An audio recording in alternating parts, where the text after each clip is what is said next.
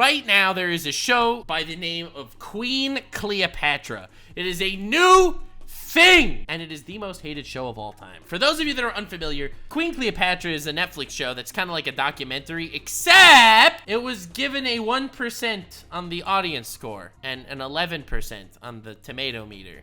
This, ladies and gentlemen, is complete trash, and I don't really know anything about it, so I'm really excited to watch the Critical Drinker rip on it, because I like watching him rip on stuff. We live in a divided world, dear viewer. It seems like even the most innocuous subjects or the most fundamental aspects of reality are now subject to constant debate and contention. And nowhere is that division more obvious than in the world of media, where every new movie and TV show becomes a battleground between warring factions, each determined to prove that they're in the right. But sometimes, just sometimes, a project comes along that's so monumentally, epically, and comprehensively terrible that it manages to unite the entire world in. I love shitty media.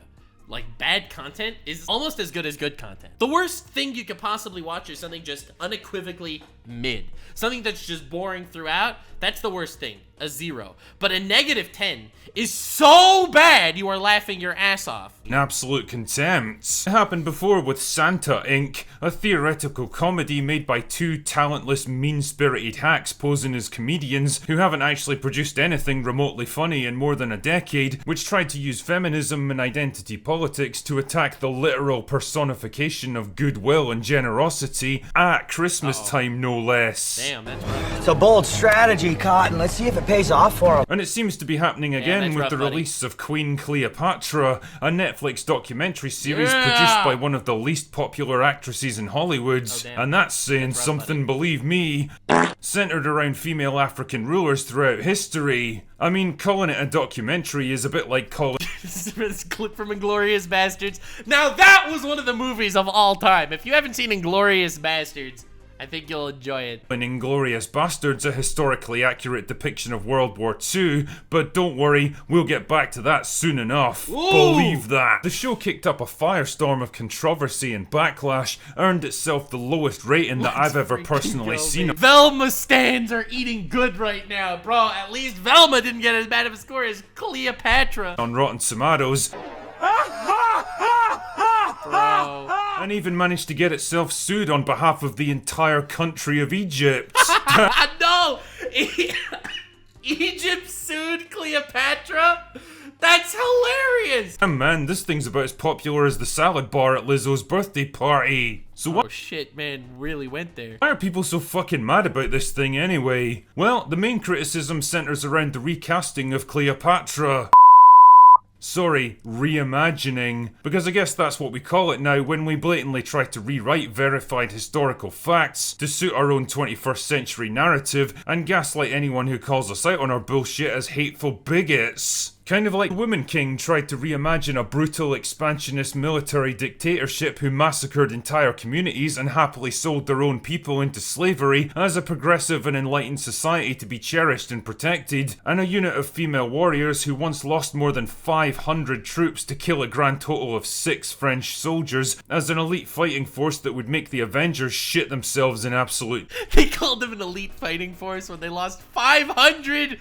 They lost 500 soldiers to kill 6 dudes in the other army. And they're calling them in this documentary an elite fighting force. History really happened. You can't just be like, yes, history it was too sexist in history that all these women lost a war, so we're just gonna change that. This isn't trying to promote a narrative. This is objective fact. Terror.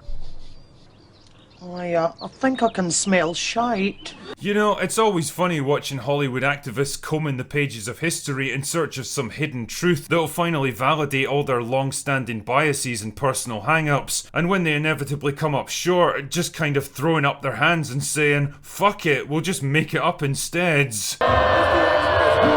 This dude is so famous. I would hate to be this guy.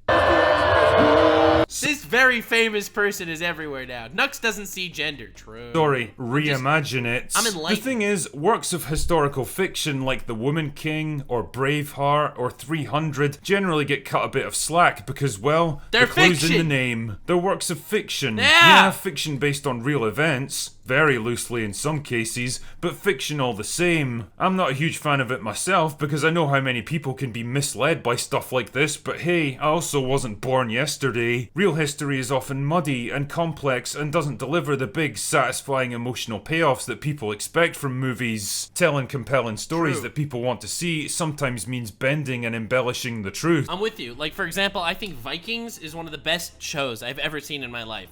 And obviously it's not completely accurate. It does take a lot of inspiration from Viking history, but it's not completely accurate. Like, they somehow made like a whole family line between everyone. Like, they made Ivar the Boneless the brother of Bjorn Ironside, which is like, obviously they weren't brothers. Like, give me a break. It's a drama that's loosely based in history, and that's totally fine. Who cares? Documentaries are a very different beast though, because the whole point is to give the audience an accurate and unbiased insight into real events, backed up by facts and evidence from eyewitnesses and experts in the relevant fields. Their very purpose is to separate fact from fiction and delve deeper into the actual reality behind the myths and commonly held beliefs. And that's where Cleopatra runs into a spot of trouble, because the whole motivation of this show seems to be the exact opposite.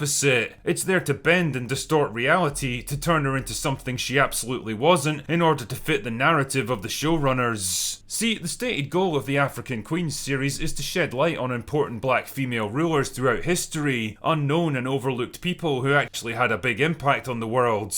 As producer Jada Pinkett Smith said, we don't often get to see or hear stories about black queens, and that was really important for me, as well as for my daughter, and just for the community to be able to know those stories because there's tons of them. She was Macedonian. That's the main controversy, the fact that she was Greek and they put her as like a black queen. That's such a cringe controversy, honestly. Fair play, Jada, I can totally get behind that one. After all, there's plenty of historical people and events that haven't had the mainstream attention that they deserve. The problem I suspect they ran into with this one is that female rulers of organised nation states in sub-Saharan Africa that had a major and lasting impact on world history are probably a bit thin on the grounds. And rather than dig deeper to find more obscure figures that might not have mainstream appeal, they just decided, fuck it, we'll just take Cleopatra and make her ours now. Fuck. Because everyone Dude, it's hard to look at that dude in The Witcher now after what they did to season 3. knows about Cleopatra, right? She's the kind of name that'll bring your series a lot of attention. And if you can somehow convince enough people that she was actually black all along, then you'll earn yourself a lot of praise from your big friends in Hollywood.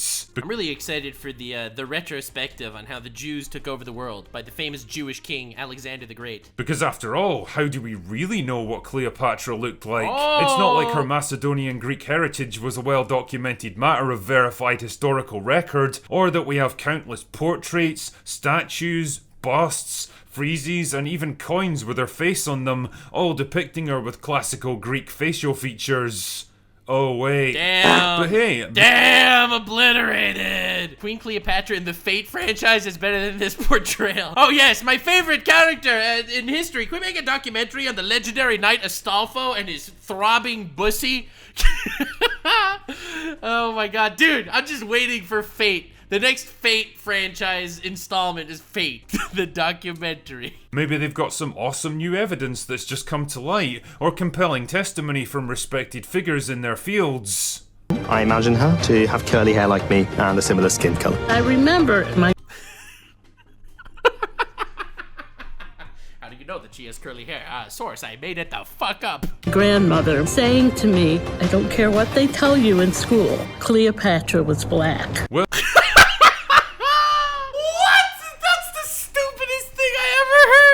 I don't care what history says, I say this. Oh my god, that's too funny. What?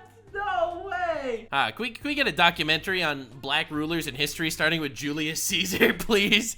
Can we start with that? My favorite black emperor, Napoleon. well, if your senile old gran reckons that a Ptolemaic ruler born thousands of years before her lifetime was black, then I'm convinced. She just Yes, I knows, can bro. definitely smell shite.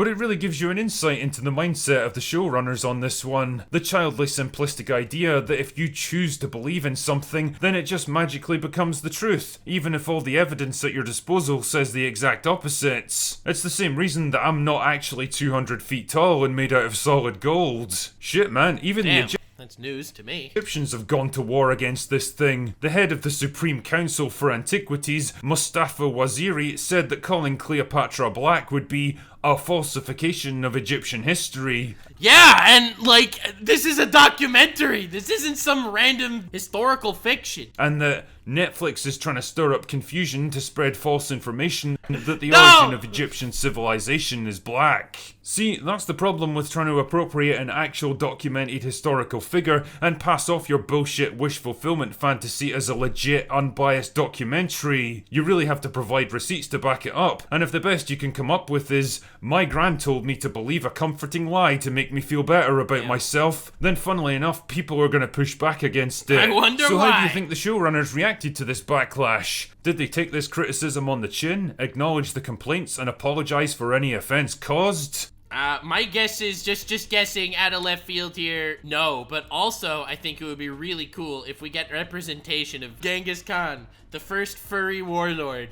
I feel like we could really do a good job documenting his rise to power. You serious? Well, not really, no. Why shouldn't Cleopatra be a melanated sister? Series director Tina Garavi asks. And why do some people need Cleopatra to be white? Her proximity to whiteness seems to give her value, and for some Egyptians, it seems to really matter. What?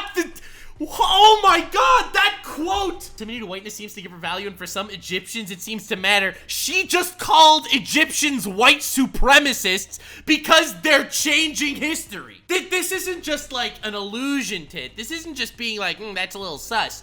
She just called Egyptians white supremacists. Proximity to whiteness seems to give her value, and for some Egyptians, it seems to really matter. No kidding, Tina. I suspect it does matter that you're trying to rewrite their own history for them and project 21st century American ideals onto something that you've got little or no understanding of. It's not just that I've directed a series that portrays Cleopatra as black, and that I've asked Egyptians to see themselves as Africans, and they're furious at me for that. I'm okay with this. Yeah, okay with this is the person crying in the Trump rallies that's everywhere in every video now. Well, as long as you're okay with it, then I guess that's just fine. Never mind that you've insulted the cultural heritage of more than 100 million Egyptians and turned pretty much the entire internet against you and your shitty projects. The only thing that truly matters is what you want, what makes you happy, the truth that you choose to believe. You know, I'm trying to think of a phrase that sums up this kind of mindset. Sheer fucking hubris.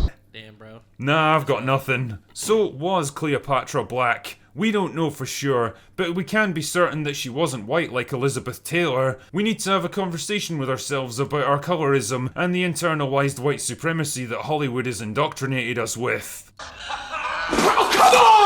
See, I can tell what you're trying to do here. You're trying to equate two very different things in order to deflect the entire question away from yourself. Wild. So what if my supposed documentary that claims to be based on hard scientific facts is actually wildly inaccurate nonsense with no basis in reality? This fictional movie that I saw from half a century ago was also wrong, so that makes it totally okay. No, it doesn't. John Wayne playing Genghis Khan in The Conqueror was also ridiculous Hollywood nonsense. What? No! John Wayne was Genghis Khan. What are you talking about? I was there. I saw it. From a different era of filmmaking. But if you tried to make a factual documentary now claiming that Genghis Khan was actually a black man because we don't know for sure what he actually looked like, then you'd rightfully piss off the whole of Mongolia in the process. The point I'm making here is that nobody's buying the bullshit you're desperately trying to sell them, and you don't just get to use racism as a magical shield to deflect any criticism that comes your way. The fact is, you made something that you knew was a lie, that you tried to pass off as the truth, because you exist in the kind of bubble where everyone's fantasy becomes their own unique reality and Documentary has become fan fiction.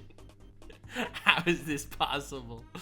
This is wild. nobody questions it, and so you just assume that the rest of the world thinks the same way. And when you got the hard reality check, Only people like Hollywood executives could get away with this garbage. Can you imagine if there was a YouTuber who made an entire video, talked about how the Pirate King in One Piece was actually a black man? Like he was. Y'all are wrong. because my grandma told me, and like made an entire video based on that fact. Like people would just laugh him to oblivion. You absolutely deserved. You fell back on the same tired excuses that get rolled out anytime a lazy race-swapped Hollywood production comes under fire. It didn't work back then, and it's certainly not going to work for you now. But hey, maybe Cleopatra can serve as a lesson for future generations of documentary makers, that what we want to be true is often very different from what's actually true, and if you can't deal with that, then maybe you shouldn't be making them in the first place. Is it racist to say we want to make a documentary talking about black badass women? And the first one you talk about wasn't actually black. Isn't that an insult to the actual black badass women that they could be talking about? Isn't that racist? If anything? My God. That's embarrassing. Oh my lord. Yeah, I take it back. 10,000, even if we hit 10,000 likes, I'm not watching Queen Cleopatra. Like, subscribe, and follow me on Twitch. Stay weird, fam.